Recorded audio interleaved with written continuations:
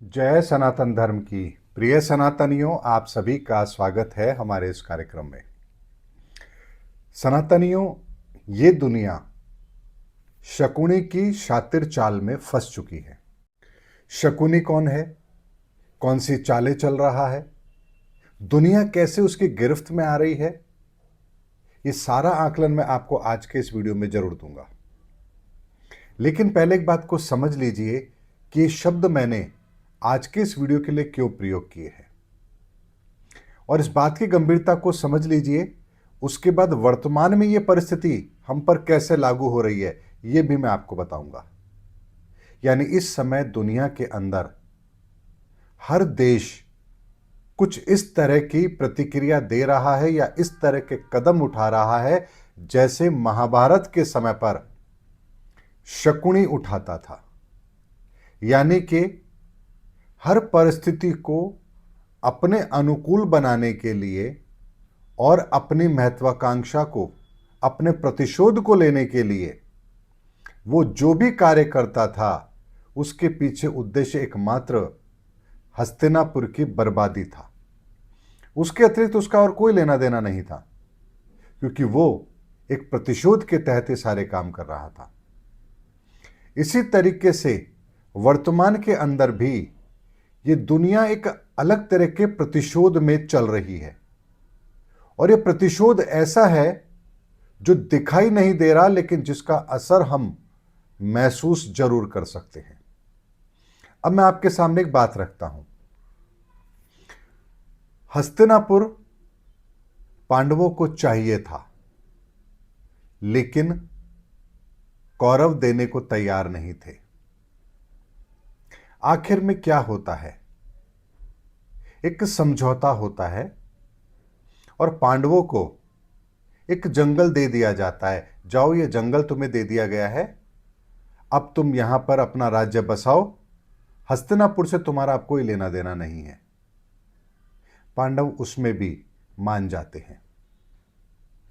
जंगल में जाते हैं, उस जंगल को साफ करते हैं और वहां पर इंद्रप्रस्थ बसा लेते हैं। बहुत अच्छा सुंदर महल है, बढ़िया महल है। अब जब आपने अपना राज्य बसा लिया तो भाई कौरव तो आपके भाई हैं, आपने उनको भी आमंत्रण दिया, क्योंकि आपको लगा कि समझौता हो चुका है। अब वो हस्तिनापुर में रहेंगे, हम इंद्रप्रस्थ में रहेंगे, हमारा अब कोई झगड़ा बचेगा नहीं। चलिए कोई बात नहीं, अब रिश्तों को मजबूत कर लेते हैं। रिश्तों को मजबूत करने के चक्कर में पांडवों ने कौरवों को भी आमंत्रण दिया। कौरव आते हैं, उस महल को देखते हैं, और महल को देखने के बाद उनके भीतर का प्रतिशोध, उनकी जलन, उनकी ईर्ष्या और भड़क जाती है। हमसे सुंदर महल कैसे हो सकता है, हमसे ज्यादा संपन्न ये कैसे हो सकते हैं, ये तो नहीं हो सकता। अब जैसे ही आपने उदार हृदय से, आपने मतलब पांडवों ने उदार हृदय से कौरवों को बुलाया, सोचा सब कुछ शांत है, लेकिन वही गलती पांडवों के लिए भारी पड़ गई। अब कौरव अपने राज्य में पहुंच चुके हैं और अब षड्यंत्र बना रहे हैं कैसे इनका राज्य हड़पा जाए। युद्ध कर नहीं सकते, किस कारण से करेंगे युद्ध, क्या पैरामीटर होंगे और क्यों करेंगे युद्ध। युद्ध में तो दोनों तरफ की हानि होगी। ऐसे में एक षड्यंत्र रचा जाता है कि इन्हें द्रुत क्रीड़ा के लिए बुलाया जाए। शकुनी मामा उसमें माहिर थे, शातिर थे। वो तो द्रुत क्रीड़ा में बुलाया जाता है। अब यहां पांडव हस्तिनापुर जा रहे हैं और द्रुत क्रीड़ा में शामिल हो रहे हैं, यानी जुआ खेल रहे हैं। क्या पांडवों ने यह कर्म करने से पहले भगवान श्री कृष्ण से पूछा कि हम क्या जाएं या ना जाएं? हालांकि पांडवों को भी नहीं पता होगा कि वो जहां जा रहे हैं वहां किस तरह का षड्यंत्र उनके लिए रखा गया है।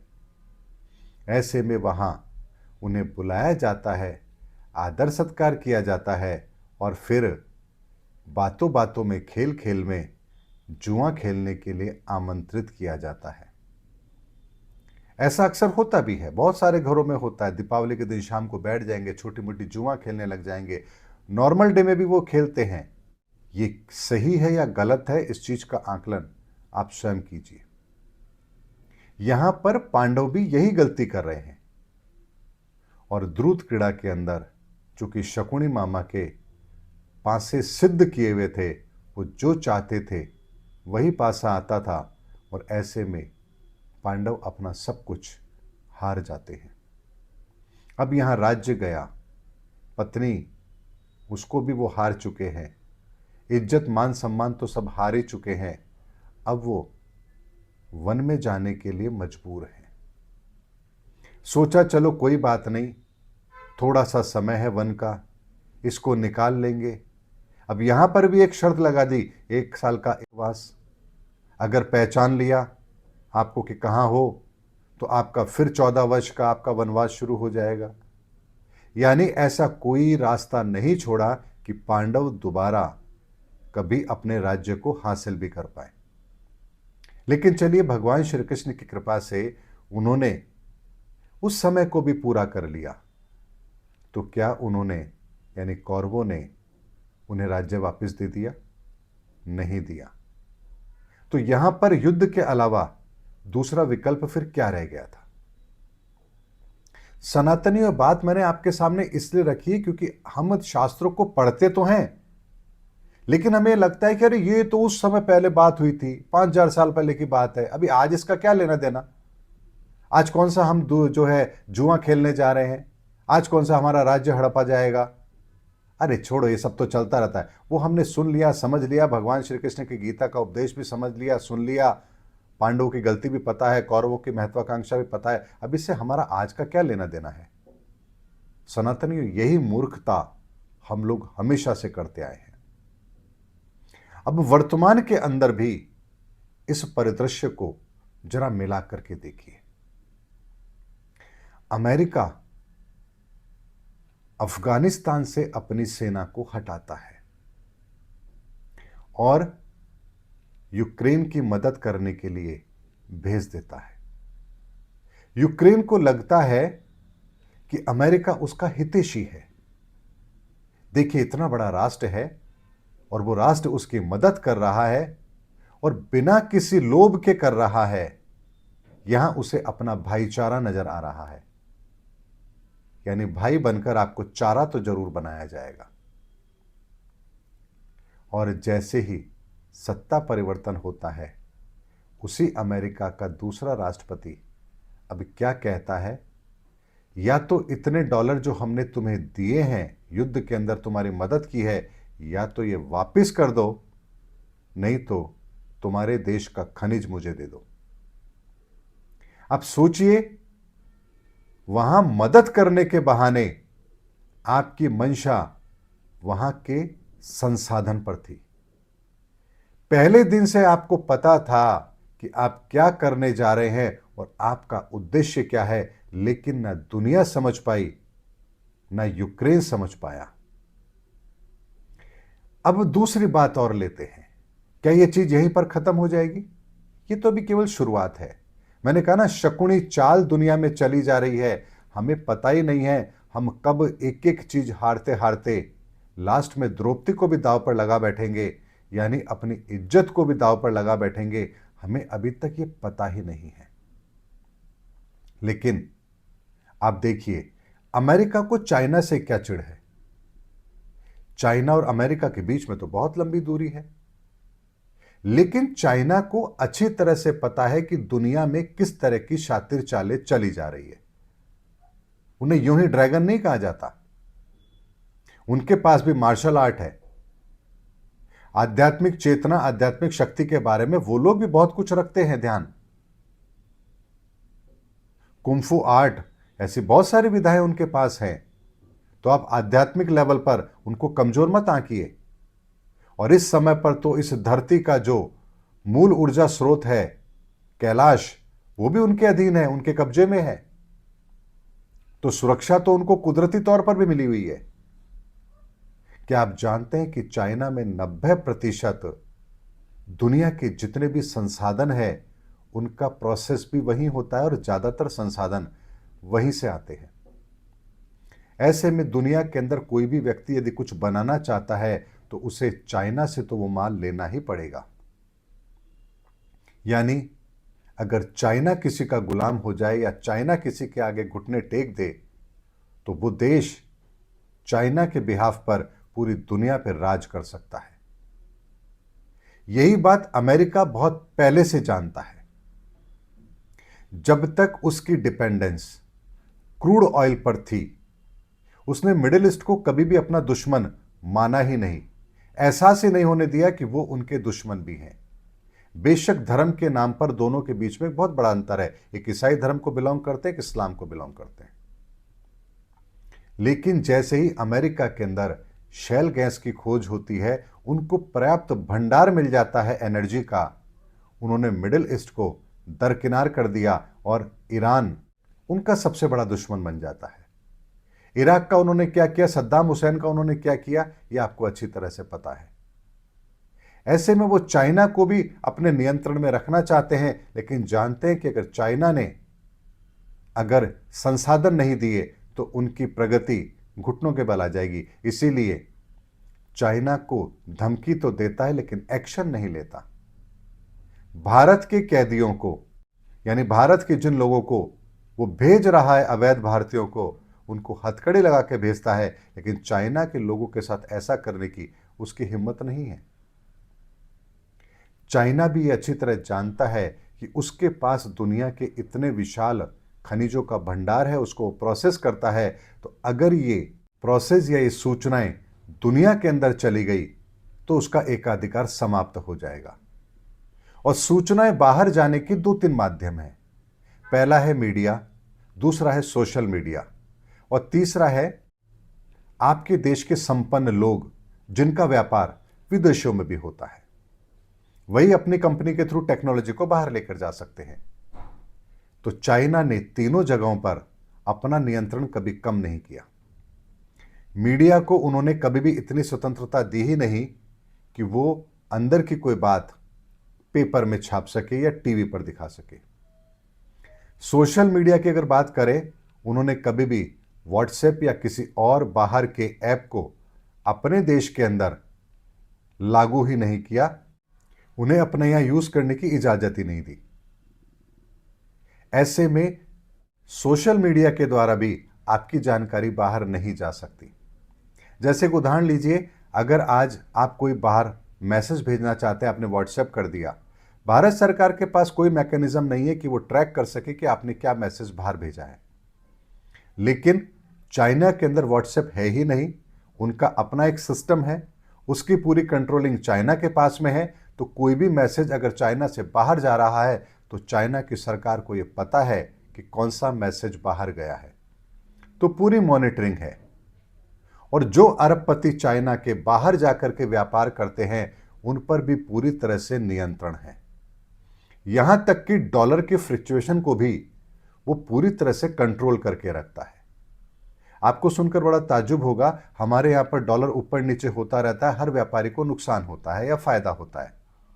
लेकिन चाइना के अंदर डॉलर का एक रेट तय किया जाता है, वहां के जितने भी व्यापारी हैं उसी रेट में व्यापार करेंगे और उस डॉलर के ऊपर और नीचे होने का जो भी नुकसान या फायदा है वो सरकार खुद वहन करती है। यानी व्यापारी निश्चित है, उसको पता है कि मैंने इतने डॉलर के अंदर व्यापार किया है और मुझे इतने ही युआन वापस मिलेंगे।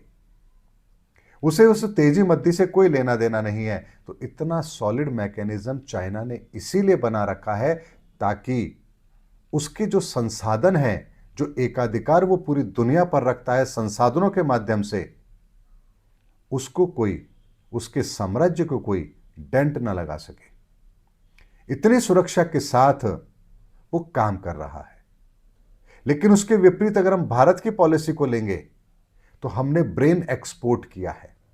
यानी हमारे यहां पर पढ़े लिखे लोग, हमारे यहां पर अच्छी एजुकेशन लेने वाले लोग, संपन्न लोग, अति महत्वाकांक्षा रखने वाले लोग जो पढ़ लिख करके कुछ करना चाहते हैं, बाहर अमेरिका उनको बुलाता है, अच्छे पैकेज उनको मिलते हैं और वो उनका इस्तेमाल अपने यहां के विकास के लिए करता है।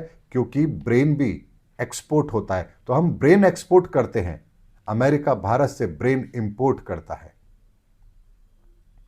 ऐसे में अब जब अमेरिका को यह लगने लगा कि जितनी तरक्की हम कर सकते थे हमने कर ली, अब हमें केवल इस मैकेनिज्म को बैलेंस करने की जरूरत है, हमें नए डेवलपमेंट की जरूरत नहीं, क्योंकि जो डेवलपमेंट होने थे वो हो चुके हैं।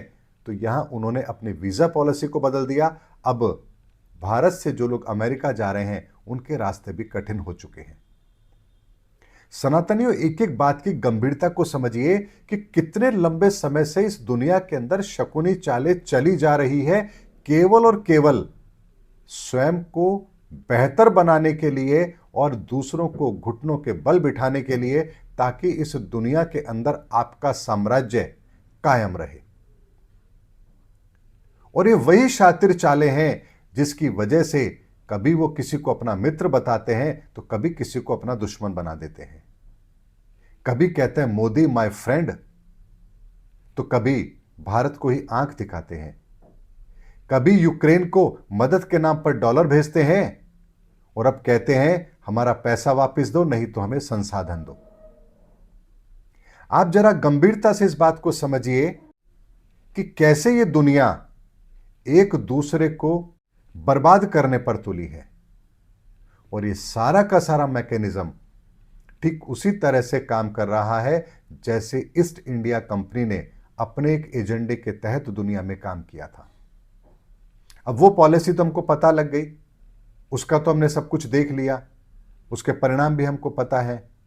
लेकिन अब दूसरी तरह का षड्यंत्र हो रहा है, और ये सब कुछ किस लिए हो रहा है इस बात को भी जरा ध्यान से समझिए। जो देश हमारे ही धर्म के पक्षधर हैं, हमारे ही धर्म को फॉलो करते हैं, हमने उसको नुकसान नहीं पहुंचाना है। लेकिन जो धर्म हमारे विरुद्ध है, हमारे विपरीत धर्म के लोग हैं, यानी कि ईसाई के विपरीत इस्लाम और हिंदू, इन्हें हमें छोड़ना नहीं है, इनका भरपूर इस्तेमाल करना है और इनको कैसे कमजोर किया जा सकता है इस नीति पर हमें काम करना है। इसीलिए अमेरिका उन देशों को कभी नुकसान नहीं पहुंचाता जो ईसाई धर्म को बिलोंग करते हैं, लेकिन इस्लामिक कंट्रियों को वो कभी छोड़ेगा नहीं और हिंदू धर्म के लोगों को वो कभी सम्मान देगा नहीं। इसीलिए एक बात को ध्यान रखिए, इस समय पर पूरी दुनिया के अंदर एक लड़ाई जो लड़ी जा रही है वो धर्म के नाम पर है, वो संसाधनों के नाम पर नहीं है। धर्म की आड़ में संसाधनों पर कब्जा करके व्यक्ति को इस स्थिति में पहुंचा देना, देश को इस स्थिति में पहुंचा देना जहां वो आपकी बात मानने को बाध्य हो। ये ठीक उसी तरह का पैटर्न है जैसे ईस्ट इंडिया कंपनी का पैटर्न था, व्यापार करो, गुलाम बनाओ और फिर उसके बाद उस राज्य पर अपना अधिकार कर लो। ये ठीक उसी तरह की सिचुएशन है जिसे दुनिया शायद समझ नहीं पा रही। लेकिन मैंने आपसे कहा था कि इस समय पर बुद्ध तत्व सक्रिय है। बुद्ध तत्व सक्रिय है, इसका मतलब है कि इस समय पर इस धरा पर बुद्ध का एलिमेंट अपना पूरा काम कर रहा है। इसलिए हम अपनी बुद्धि का सर्वोत्तम प्रयोग कर रहे हैं। बुद्धि का उपयोग भी होता है, बुद्धि का दुरुपयोग भी होता है। तो उपयोग तो हमने कर लिया, हम चांद तक पहुंच गए, हम अंतरिक्ष तक पहुंच गए, हमने कंप्यूटर बना लिया, हमने सारी तरक्की कर ली। लेकिन अब बुद्धि का दुरुपयोग भी होगा और यह बुद्धि का दुरुपयोग ही इस बुद्ध तत्व के अंतिम समय में इस बुद्ध तत्व को समाप्त करने का काम करेगा। जैसे महाभारत काल के अंदर मंगल तत्व आखिर के अंदर उसने भी वही काम किया, यानी हर व्यक्ति बाहुबली था। बाहुबल का सर्वोत्तम प्रयोग करके पांडव जैसे लोग, कर्ण जैसे लोग, भीष्म पितामह जैसे लोग, क्या इनकी गाथा कम थी? लेकिन इसी का जब दुरुपयोग करने आए तो उन्होंने द्रौपदी का चीरहरण, ये सारे दृष्टांत हमको ये बताने के लिए पर्याप्त हैं कि कैसे आपने मंगल तत्व को दूषित करना शुरू कर दिया। तो क्या यहां पर सारे के सारे योद्धा मारे नहीं गए? ठीक इसी तरह से इस कालखंड के अंदर भी हम अपनी बुद्धि का दुरुपयोग अपनी चरम सीमा पर करेंगे और उसी चरम सीमा पर बुद्धि के दुरुपयोग के कारण से ही हमारा विनाश भी जरूर होगा। ईश्वर को आकर के हमारा विनाश करने की आवश्यकता नहीं है। हम स्वयं अपना विनाश करने के लिए तैयार हैं। इसीलिए इस समय पर पूरी दुनिया के अंदर जो शकुनी चाल चली जा रही है, हर देश अपने तरीके से चल रहा है। पाकिस्तान अपने तरीके से चल रहा है। वो बांग्लादेश को, आप बड़े ध्यान से समझिए, जो बांग्लादेश कभी उसका दुश्मन था, उसी का हिस्सा था, उसकी नीतियों के कारण से वो अलग हुआ, आज वहीं पर वो सरकार काम करने लगी है जो पाकिस्तान की हितैषी है। तो क्या ये भारत को घेरने के लिए एक मैकेनिज्म तैयार नहीं किया जा रहा? एक एक बात की गंभीरता को समझिए। अगर हम ये देखें कि इस कढ़ाई के अंदर, इस देग के अंदर चावल पका है या नहीं पका है, तो हम केवल एक चावल को देखते हैं, पूरी देग को देखने की जरूरत नहीं है। अगर एक चावल पक गया, इसका मतलब पूरी देग पक गई। ठीक उसी तरह से एक एक संकेत को समझिए। एक एक संकेत को समझेंगे, आपको समझ में आ जाएगा कि परिवर्तन कहां से शुरू हो चुका है और अब क्या होने वाला है। सनातनियों, ज्योतिष विधा गणित का वो सूत्र है जहां कैलकुलेशन होती है और फिर कैलकुलेशन के आधार पर जो हमें प्राप्त होता है उसको डिकोड करना होता है। ये जितनी भी बात मैं आपके सामने रख रहा हूं, आज तक का मेरा जो भी वीडियो मैंने दिया है आप लोगों को, कोई भी ज्योतिष की कैलकुलेशन से बाहर नहीं है। अब कल का मैंने एक वीडियो दिया था, किसी ने कमेंट किया इसमें ज्योतिष कहां है। अरे भाई, ज्योतिष जिसे आप समझते हैं वो आपकी बुद्धि है कि आप ज्योतिष को क्या लेते हैं। ज्योतिष तो बहुत बड़ा विज्ञान है। आपकी सांसें भी अगर आ रही है, जा रही है, इसमें भी ज्योतिष है। आप कहोगे तो कभी वेबिनार में प्रूफ कर दूंगा कि आपकी सांसें भी कैसे ज्योतिष के साथ जुड़ी है। आपकी सोच, आपके विचार, आपका आहार, आपका काम करने का तरीका, ये समय, आपका मौसम, आपका जन्म, आपकी मृत्यु, ऐसी कोई चीज तो बताइए जो ज्योतिष से ना जुड़ी हो। लेकिन अगर आपका ज्ञान इतना सही है ज्योतिष के मामले में, हां जी कुंडली है, 9 ग्रह हैं, 12 राशियां हैं, राहु केतु ये और वो, तो ये आपकी गलती है, ये ज्योतिष की कमी नहीं है।